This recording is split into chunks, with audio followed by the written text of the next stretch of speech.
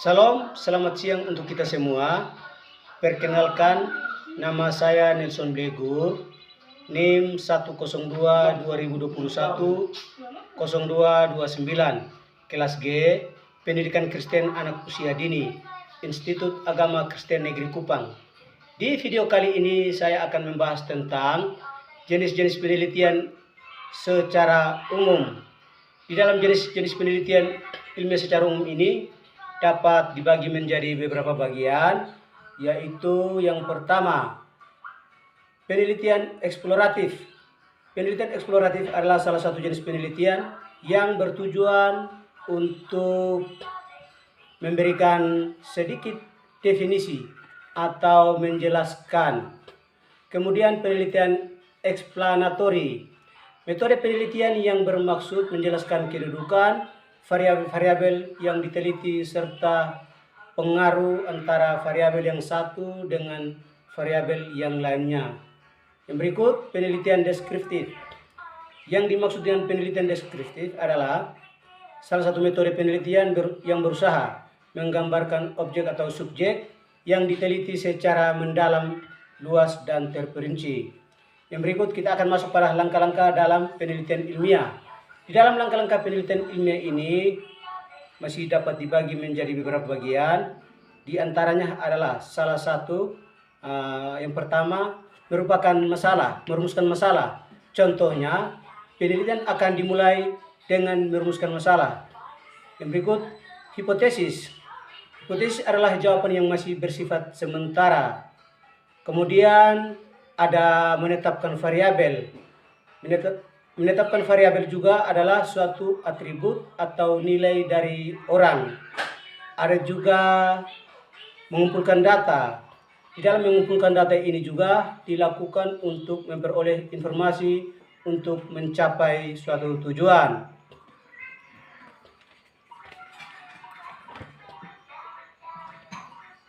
Mengolah data serta menganalisis data.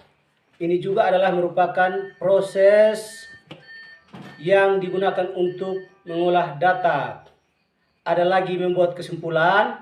Dalam membuat kesimpulan ini juga merupakan pernyataan ringkas yang diambil dari suatu analisis atau pembahasan dan pembicaraan.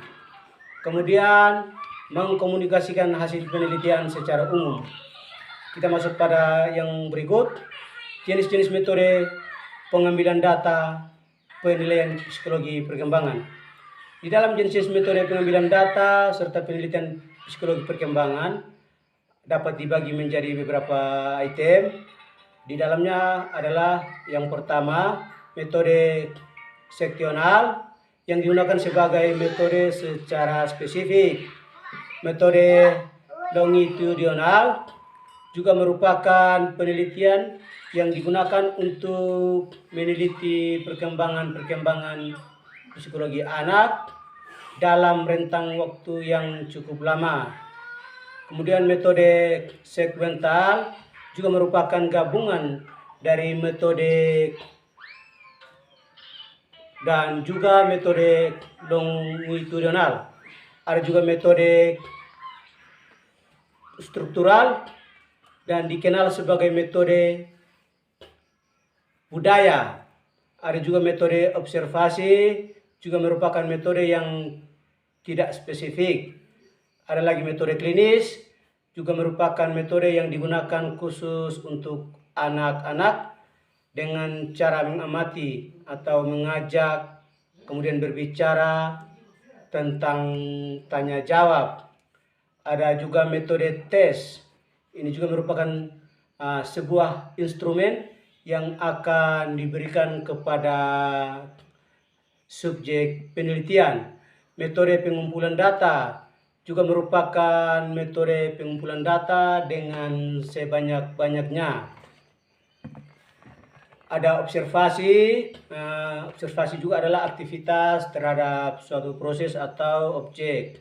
Ada tes psikologi. Adalah bidang yang ditandai dengan kegunaan. Ada pemberian angket, juga catatan dokumen. dan catatan dokumentasi dan wawancara berupa tulisan. Kemudian kita akan masuk pada poin yang keempat atau poin yang terakhir, jenis-jenis penelitian. Di dalam jenis-jenis penelitian ini juga dapat dibagi menjadi beberapa bagian. Yang pertama, studi kasus. Studi kasus adalah merupakan salah satu metode penelitian dalam ilmu sosial. Studi etnografik adalah merupakan dari kata etho, bangsa dan grafik. Ada juga studi korelasional, yaitu meneliti hubungan antara satu atau dua hal variabel bahkan lebih.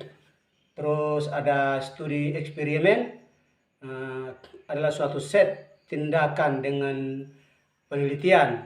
Dan yang terakhir, penelitian cross study adalah jenis penelitian yang mengamati data-data populasi atau sampel pada saat yang sama.